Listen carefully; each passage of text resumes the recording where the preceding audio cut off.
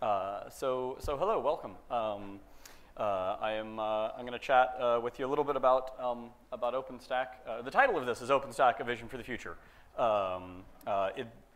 There's a lie on this slide, which there's a link to where these slides are online. I haven't had the internet in a while because my flight from the US to Australia didn't have Wi-Fi on it, which is very terrible. So I was not able, I haven't pushed the slides up to the online yet.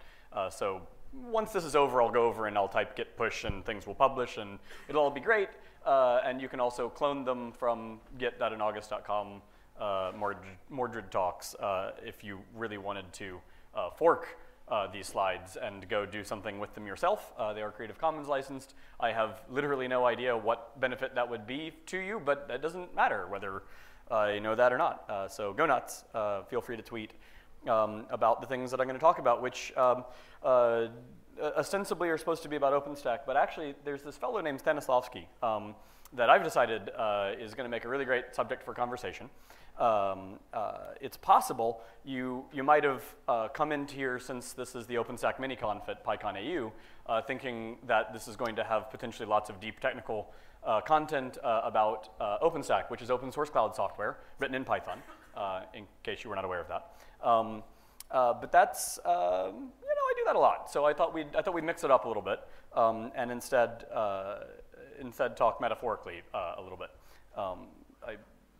Anyway, we'll get there. So traditionally, I put a slide like this at the top of a lot of the talks that I give to people, and it sort of describes that I do the things that Robert mentioned. I'm on the technical committee and the board of directors for the OpenStack Foundation, and I also am a core team member on the OpenStack developer infrastructure team, and we do all of those sorts of things. And this next slide is where we're going to see if I can do blind HTML editing. Look at that. So what I leave off of it a lot of times is that my degree is in theater. I have an undergraduate degree in theater directing. I also went to grad school at Cal Arts in California for a while to do lighting design, and I'm currently a company member of a theater collective in Seattle, even though I live in New York, called the Satori Group. So these things usually aren't particularly relevant to the topic at hand, so I don't normally put them onto a slide. But I think for this one, it might be worthwhile pointing that out because I'm sure in a couple slides you're going to be wondering why the heck I'm talking about what I'm talking about. I promise it'll go somewhere, but just bear with me for a little bit. So there's this guy named Stanislavsky. His name is actually longer than that because he's Russian, and Russians like to have long multiple names as best I can tell. I believe that the Cyrillic characters underneath it actually also say the same thing, but since I don't actually read Cyrillic, then I can't really vouch for that. So he's the founder of the Moscow Art Theater, which if you've never heard of it, you should check them out at some point in time. They're kind of a thing. We'll talk about that a little bit more in a second. His sort of one of his ideas as being the founder, and I guess it should go without saying this is a translation of one of his ideas because most of his ideas are actually in Russian, and that would be much less useful for me to put up. But he thought it was really important to liberate art and to make it available to the masses and to get it out of the hands of of the gentry and also as a part of that to open up sort of creative thought and an imagination, which I think is kind of an important thing and something I think that we tend to do a little bit ourselves, although we may not use the word art for it a lot, but same kind of thing. For him, and this is, I'll put him in date context in a second. For him, one of the big key pieces for him was this idea of psychological realism. To us, this isn't particularly mind-shattering because every single thing that we watch that has actors in it is based in basically the tenets of psychological realism. I want to watch a human in front of me behave as if they are another human, and I would like for that to be somewhat believable. it turns out it's hard to come up with tenets of psychological realism before you have psychology. It's sort of a technological thing that you've got to get to. So there's another person you may have heard that worked closely with him from school. It's entirely possible that you were bored to death by an English teacher at some point in time who made you read a probably bad translation of one of Anton Chekhov's more famous plays. These are his probably four of his biggest. There have been some bad film adaptations made of these. There's a really fascinating one of Uncle Vanya called Vanya on 42nd Street, which is actually based on people rehearsing for a production of Uncle Vanya. But it's mostly theater geek or English geek fodder. As a brief aside for that, if you have ever seen or read one of these and didn't find yourself laughing out loud a lot, which most of us don't, apparently you're missing something. The Russians find all of this very funny, and I don't. But that's I think that's just because I clearly missed something in the translation. But it's a thing. So anyway, so Chekhov and Stanislavsky sort of got together in the late 1800s, 1897 to be exact, and there's actually a couple other folks that were involved in this, but very early on, Stanislavsky started doing some shows from other people, but also Chekhov, the Moscow Art Theater's production of Chekhov work is sort of where they leaped into international importance. They founded it on a couple of key tenets. One, as I mentioned this a little bit before, with sort of Stanislavsky's interest in democratizing things, they were very keen on popular seat prices. They wanted the normal people to be able to afford it, not just for the gentry. They wanted very much to work in an ensemble, so they didn't want there to be just like one person dogmatically telling everybody, but to have a group of people come together as a unit and collaboratively make something. And then finally, this idea of realistic theater. There's a fun $1 million word. Okay, it's not $1 million word. It's like a $10 word that comes up a lot in talking about realism, which is verisimilitude, which is the appearance of being true or real. And the reason that this comes up and is important is when you imagine, especially like when we get to film and television stuff like that, when you imagine an actor doing something and you're close to them, if they're just sort of strutting around on stage, like striking weird poses, they're going to look like a person strutting around on stage and striking weird poses. It turns out that as psychological beings, we can pick up on really, really minute cues in somebody's facial musculature and stuff like that to do things. So if you don't sort of land it right, our eye as receivers gets the sense really quickly that something is off, and we disconnect from that. This is all. So as they're doing this, the reason sort of this is revolutionary is people were just figuring out psychology around this point in time. For some context, this doesn't necessarily mean that one followed from the other. These are more sort of what the world was doing around this time. The first meeting of the International Congress of Psychology was happening in Paris in 1889, which is just a few years before this. Pavlov started running the department that he worked at in St. Petersburg around 1891. The dogs thing didn't happen until 1901, but still, these are the things that people are noodling around with. Freud's interpretation of dreams came out in 1899. So we're sort of late 1800s, early 1900s. This idea that we can dive into not just psychology. The idea of psychology had been around for a long time, but it had been theoretical. It had been philosophical. Like Plato and Aristotle talked about psychology, but they're talking about it from a theory perspective. That we've actually got sort of experimental things, and also people trying to tie the psychology to the body, right? Like that there are physiological things that tie together thoughts that you have in your brain with the things that go on your body. So this brings us back to our friend Stanislavsky, who basically created a system of acting training that was based around psychophysiology, basically with the understanding that there's an interrelationship between the mind and the body, right? So if you want to achieve the goal of acting realistically in front of somebody, it's not just enough to pretend to do something with your face. because you're probably not good enough to do that. You can't control all of your involuntary muscles enough. You really need to also engage an inner psychology so that the right sort of things happen. So these are sort of linked. So all of the idea that those two are intrinsically connected persists to today. Literally every actor you see at this point, film, television, on stage, whatever, bears most of their acting training in some way is derived from this. And this is with a few exceptions, this is the basis of where pretty much everybody is doing their work.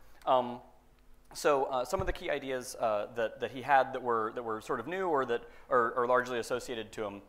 He had this idea. They referred to it as a magic "what if," and this is a question you would have the actors ask. What if I were in the same situation as the characters? So like not just I need to walk to this point on the stage over here, but like what if I were this character? How would I respond in that situation?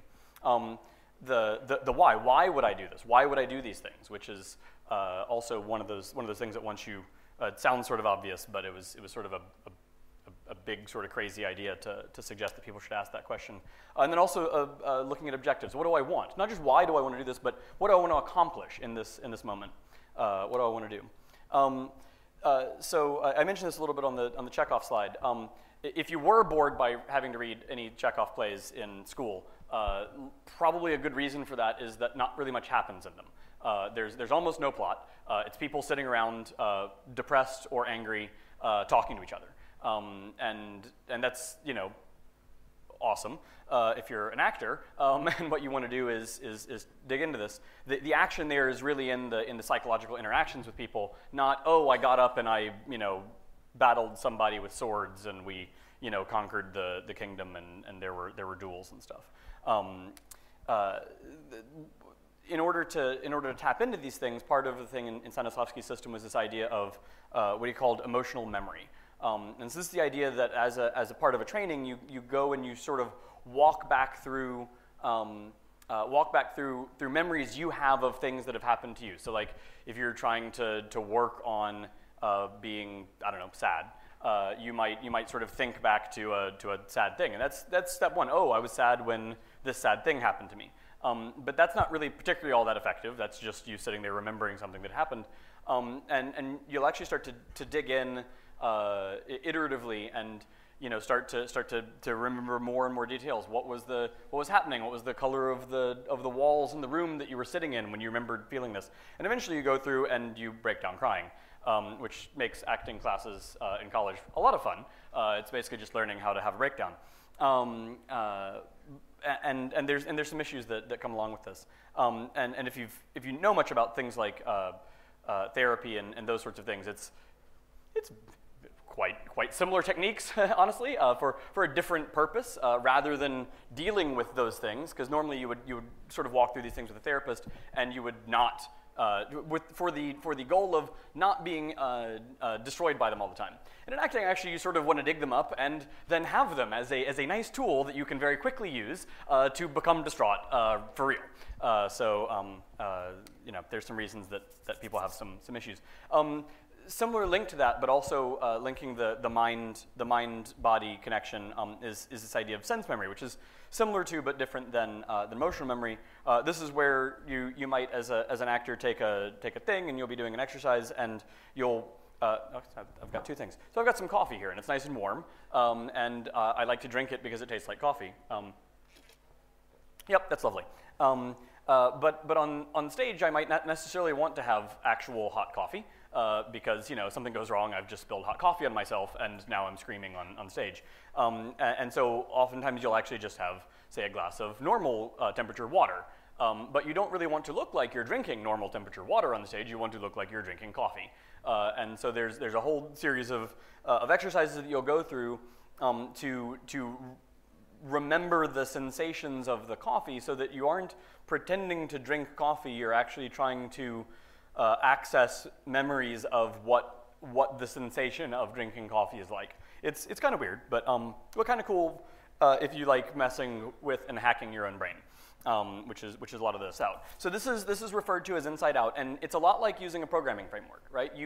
you don't, if what you're trying to convey manifests itself in lots and lots of little tiny, nonverbal communication tics, if you tried to think about all of those individually, you would go mad. It would sort of be like writing a web page in assembly language, right? Like it would just, you could do it, but you would quickly melt. Instead, you want to use programming frameworks. You want to use things that handle a lot of the details that you don't really want to deal with on any given one given moment in time. Express what you're doing and sort of let everything else sort itself out. So get to the key points and let the framework handle it. And so, so similar here, you manipulate your own internal psychological self, and the body will just sort of handle it for you. So if anything about this sounds even remotely interesting, there's a lovely book that lots of acting students will read called An Actor Prepares by Stanislavsky. It's also written in Russian, but there are English translations of it. I don't recommend reading the Russian unless you read Russian. In case you want to do that. So this brings us to this guy named Lee Strasberg. So Lee Strasberg he's actually an American. I don't know. This is a weird thing. He was born in the Czech Republic, but he's completely associated with New York. Moved to New York when he was actually born in 1901, I believe, which means that right around the time Stanislavsky was getting started, he was just a young little thing. But what happened with Lee Strasberg and why it's important to talk about is that the Moscow Art Theater visited the U.S. in 1923 because, well, we didn't have the Iron Curtain yet, and you could still do that at that point in time. It's kind of cool. I guess we've gotten rid of the Iron Curtain, but it was a big deal for people for a long time. Anyway, they visited the U.S. in 1923, and this youngish acting student named Lee Strasberg went and saw them, and his mind was utterly blown. Like he couldn't believe that everyone on stage actually was invested in what they were doing, and they were all they had such a deep sense of realism with what was going on, and the people who weren't speaking at that one moment in time weren't just back in the back thinking about what they were going to have for dinner, which is sort of what modern American acting at that point in time was largely like. There's a person speaking and a bunch of bored people on stage waiting for the next time that they get to say something. And whereas everybody in the Moscow Art Theater production were all connected and living in the thing. But again, this is how. When we see something that isn't a bunch of people actually inhabiting the space, we get really freaked out at this point because it's become so much the norm. So he did what every good young student does: is he dropped out of school and went to stay with Russians. Clearly, it's never been a bad idea to do that, right? So he studied with them for a little bit, and then got together with a couple people, Harold Klerman and Cheryl Crawford, and they started the Group Theater in New York. This should not be confused with the Group Theater in London, which was a different set of people in a different city. The Group Theater itself, amongst other things, believed in leaderless operation and collaborative work, which I don't know how much you know about what we do in OpenStack, depending on where you're coming from, but if you've done anything with the development side of OpenStack, that concept might sound familiar to you. So for what it's worth, we didn't invent it. Other people have done it before, and to great success. The Group Theater actually was one of the most important theaters in New York in the 30s, considered in a lot of ways to be like the conscience of the country around the Depression era. They actually did a show called Waiting for Lefty, which was about taxi workers' strike. But people after the opening performance literally rioted in the streets after the performance, which I cannot even come close to imagining going to the theater and then being so incensed by the topic that I saw in front of me to go out into the streets and riot about it. This is just, maybe a hockey game, but not so much theater. So Lee Strasberg, similar to based on Stanislavsky's work, developed something called the method. Now, of the various things that I'm blathering on about in the world of acting, it's possible you've heard of the method, largely because of all of the jokes that you might make about method actors, and it has a lot of really famous practitioners, Marlon Brando being one of the early ones to get a lot of credit for that, but also modern day folks like Christian Bale and Daniel Day-Lewis and Philip Seymour Hoffman and Heath Ledger, all of whom are, of course, either dead or insane. Which you might understand based on the idea of the delving into your emotional memory to inhabit a thing. So the thing is that Strasberg really latched onto that emotional memory thing. Like that was his thing. He's like, yep, this one tenet that Stanislavsky came up with, I'm going to take that, and it's going to be the basis of everything we do. There's a few differences. So he renamed emotional memory to affective memory, which is actually amusing because the original psychological term on which emotional memory is based is actually called affective memory. So he, I guess, aligned with psychological texts.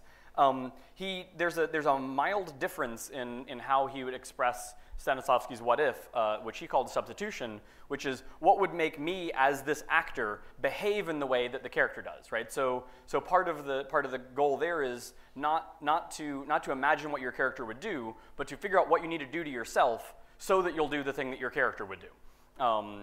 Which is a little bit. So anecdotally, as a way to explain that, I was at this bar in New York, as you do sometimes, and was talking to this guy, and he was studying at the Actors Studio, which is the current place where method acting is, like legit Strasberg-based method acting is taught.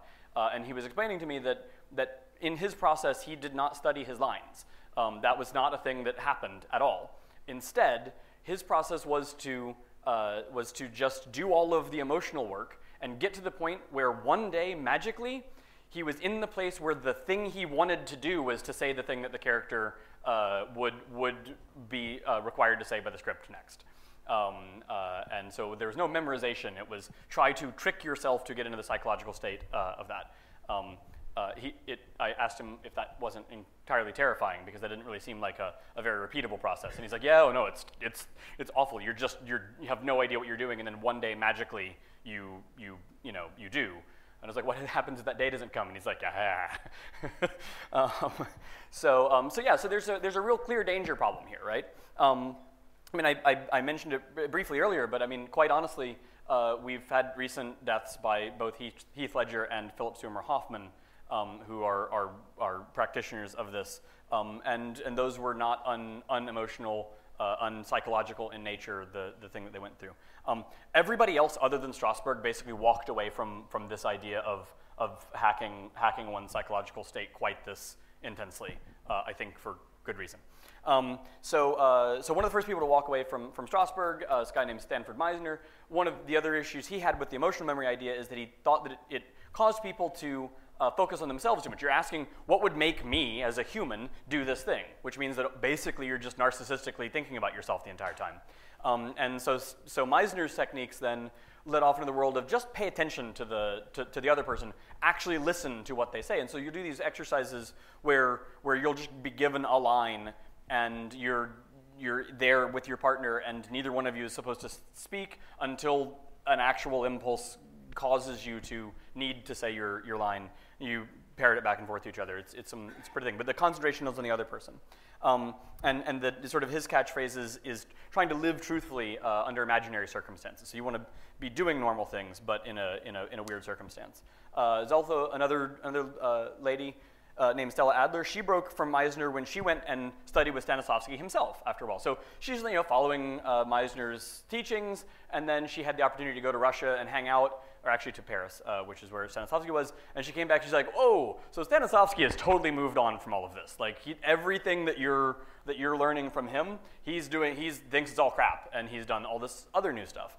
And so from her, she wanted a lot of that to come from imagination rather than from your past. There's another woman, which is one of the things that I studied, a lady named Uta Hagen, who was an actress and then started teaching other people. There's a fascinating thing that happens in the Uta Hagen world. Well, it's fascinating to me. It's probably not fascinating to anybody else. But you actually spend a lot of time just doing mundane things. So you'll actually do these things called basic object exercises, where you'll bring like half of your bedroom into the theater and set it up so that it's sort of like your bedroom, and then you'll work really hard on doing tasks that you would do at home in front of a group of people, like say ironing. You know, and it turns out ironing in front of people and not looking like you're showing them that you're ironing is insanely hard because you've got a bunch of people watching you. And it turns out you're not in your bedroom, you're in a theater ironing. And while we don't really all want to go see a play about ironing, it's sort of, you know, get ironing right and then you can work on doing something exciting like, you know, save the president from, you know, terrorists or something. So at this point, I'm sure everyone in the room is well past asking the question, what the heck does this have to do with OpenStack? And I promise it has something to do with it. So there's a couple things. One of the things is all these people shared a purpose. It was a clear purpose, and they understood what it was. That's to create truth in realistic acting. Right now, there's 4 or 5 different, 6 different, you know, sort of schools of thought and ways in which that's interacted with. But it's all really clear what they want. There's an understanding that there's a psychological state and a mix between the mind and the body that creates an environment in which a viewer is going to pick up on certain detail work, and rather than try and dig into all of that detail work detail by detail, to be able to get at that. And so they, you know, they go out and try it different ways, but it's really the same thing. So if you put Pacino, who's I think also studied with Stella Adler, on stage with, you know, Anne Hathaway, who studied in, I can't remember where, but like, you know, there's different schools, but you put them on stage and we watch them have a scene together, we're not going to be sitting there, or we shouldn't be sitting there going, oh, well, clearly he's a Meisner actor and she's an Adler actor, and I can see how that's going. That would be insane. As a consumer of what they're doing, there's a clear thing that they do, and everybody knows what it is. There's no questions about it. It's not like, you know, it's kind of a thing. So they shared approaches. They also diverged substantially from each other. An example of this, and I mentioned it a little bit briefly, is the Stanislavsky catchphrase, what would I do if I were in this circumstance? The Strasberg one is, what would motivate me, the actor, to behave the way the character does? These are kind of esoteric differences. Like, you've really got to want to dig in to really be like, oh yes, no, I totally see how one of those is really importantly different than the other one. Like, otherwise we're sort of picking at differences. So I didn't actually answer the question what this has to do with OpenStack, and I'm not going to yet. So I'm going to talk about another person named Tadashi Suzuki. So Tadashi Suzuki is a Japanese director and theater practitioner that he started off with a little bit of a different problem. Amusingly, it had to do with Chekhov, but he saw some people came to Japan.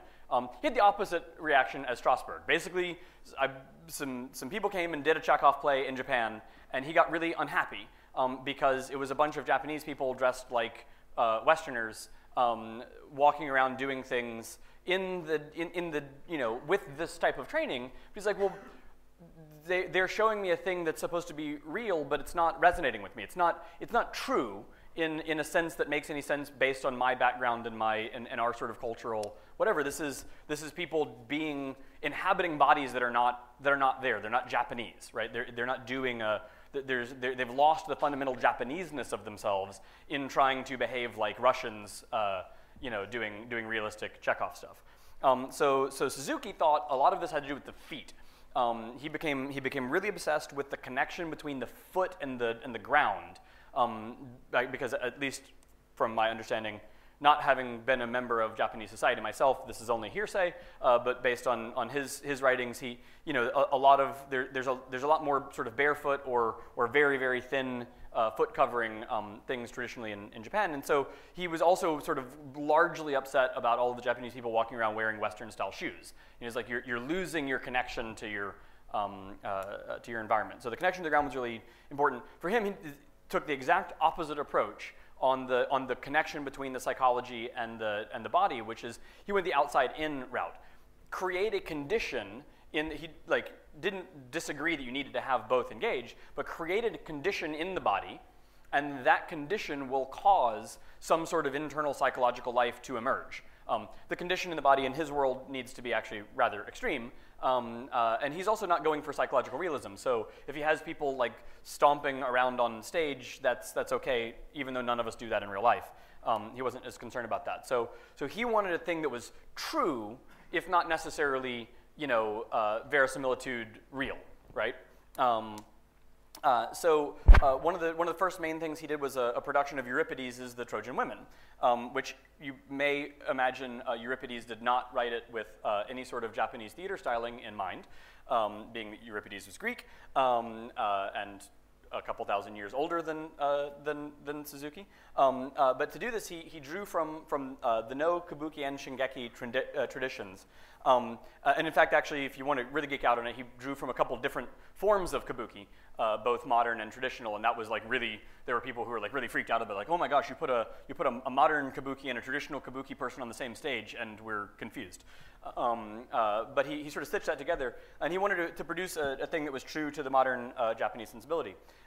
He then developed a training, excellent.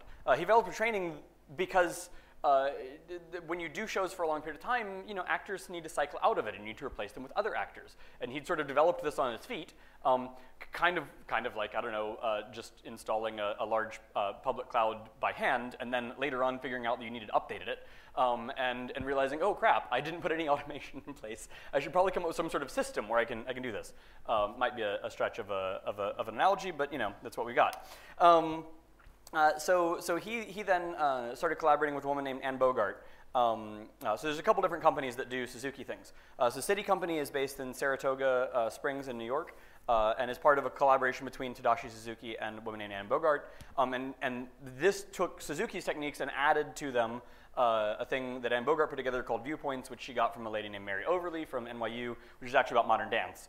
And there's a whole big New York schism because Anne Bogart teaches at Columbia, which is in the Upper West, and NYU is down in the Village, and Mary Overly practitioners hate Anne Bogart because their different views on the viewpoints are different, and it's all silly. But we won't go into that too much here because I'm way down the road anyway. There's another group called P3, Pacific Performance Project, started by Robin Hunt and Steve Pearson. And they studied actually in Japan with Suzuki for about 12 years. And then he's like, you know, you should go teach this in the US. And so he sort of blessed them going off and teaching. Similar to adding the viewpoints to the stuff for the City Company, they did also some work with this guy named Shoga Ota, with this idea of slow tempo, so like extreme slow motion movement on stage in a very sort of balletic way. And then finally, actually, amusingly enough, there's a company here in Brisbane called Frank. If you've never seen any of their work and you're from here, you should definitely check out something they do. If you've never seen any work and you're not from here, it's a little harder, but they do actually tour internationally sometimes. And they also studied with Suzuki, brought things back, and then wanted to add more Australianness to that. So in some of the exercises in traditional Suzuki, there will be things that you do, and there will be like, you know, traditional Japanese flute playing or whatnot. And if you work with Frank, you know, you're more likely to get something like Nick Cave or something of that nature, which brings, I'll tell you, a very different working environment from traditional Japanese flute music. Ultimately, this is all a tool, right? These are all, an actor actually might study all of them. I've actually studied, I have not studied Stella Adler. I've directly studied Frank Suzuki, P3 Suzuki, City Company Suzuki, and Stanislavsky, and Strasberg, and Meisner, and Hudahagen. Haven't done any Adler. And that's okay, because each of these techniques can be useful for different things, right? Like it's not just, there's a few people out there who are like hardcore practitioners of one way of doing something. Most people actually want to learn as many of these things as they can, so that they can approach the problem at hand with a full different hings. I missed a typo. That's terrible. They are all useful tools for different hings. If you know what a hing is, then you've truly gotten the fundamental substance of the talk. They're all very useful tools for different things. Each of these people has done things with Shakespeare. Shakespeare had absolutely no relation to either psychological realism and we might think it because you see enough Kenneth Branagh, and you'd think that all Shakespeare was somebody, producing a bunch of lines for somebody to say in a really breathy, kind of whispery voice and being really intense. But in fact, that just couldn't be further from how Shakespeare was at the time. In fact, actually, apparently one should do Shakespeare with a Southern U.S. accent because that's closest to what the Elizabethan accent was at the time. But I'm digressing. if that could be even possible at this point. But so they've each applied the techniques to Shakespeare, and so and you can do that to produce ultimately what you want, which is a good. Oh, and the reveal.js has decided to do a weird thing. Oh, that's terrible. Well, we're going to have some fun slides here in a second, because clearly I edited something blind before getting up here and messed up an HTML tag. So this gets us to the obvious question: is why am I talking about acting techniques at an OpenStack miniconf at PyCon.au, which I will now attempt to explain to you in a way that doesn't cause you to just beat me senseless. So there's 4 takeaways from all these actors, and we're just going to have to live with Shakespeare being behind all of those takes. So the 4 takeaways are Shakespeare, Shakespeare, Shakespeare, and Shakespeare, even though I didn't really talk about him at all. This is going to drive me crazy, so hopefully it'll drive you guys a little bit less crazy. One is that they know what the problem they're trying to solve is. Right? That's a whether it's the psychological realism, whether it's the sort of truth in physicality, they understand what it is, and they understand what it isn't. They developed techniques to solve that problem. They didn't develop techniques because they want to develop techniques. None of these people started life saying, you know what I really want to do? I want to develop an acting technique. They were all, I've got this problem. I'm not happy with what's going on. I'm going to now develop a technique to solve that problem, and then apply that problem, and then you can, it either worked or it didn't.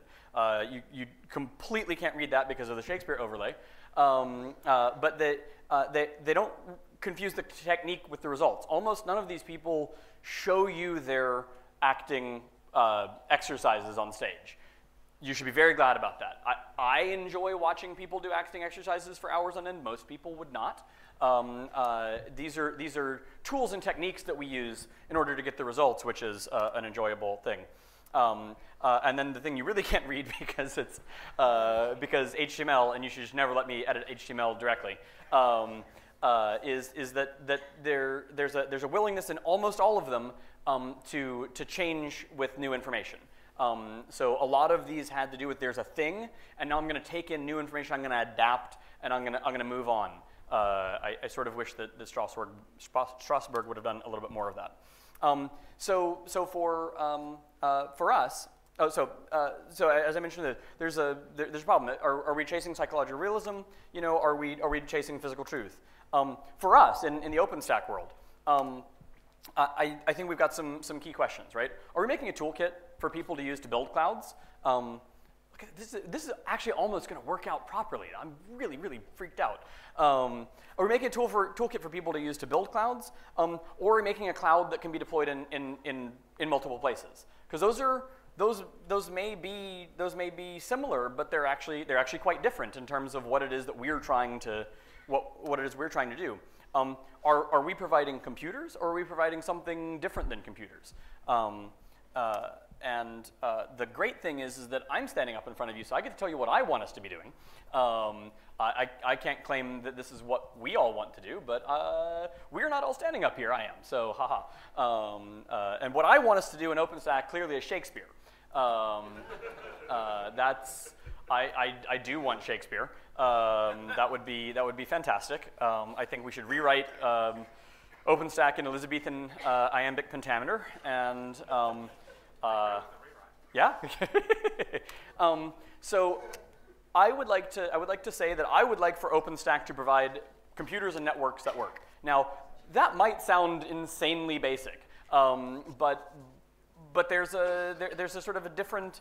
There are some completely valid different worldviews than I want a thing that behaves like a computer, that is on a network, that behaves like a network, that works and interacts with things. Other people want other stuff out of that, and I'll talk briefly about that in just a second, although people also want Shakespeare apparently. The follow-up to that is I think that we should stop chasing 12-factor apps. I think that we are not the right. I think that when we this is part of the people learn and adapt. I believe that when we started OpenStack, this was a great thing to chase. A lot of things didn't exist at that point in time, and the conventional wisdom about what you use an API-driven dynamic cloud for are these sort of newfangled 12-factor app things. I think that now that we've got things like Kubernetes and CoreOS and all of the rest of the Docker madness and everything, I think us trying to chase these is kind of ludicrous. So us chasing a thing that looks really lightweight and thin is we're never going to do that as well as the Kubernetes container orchestration people. But what we can do is we can provide a very nice home for those frameworks.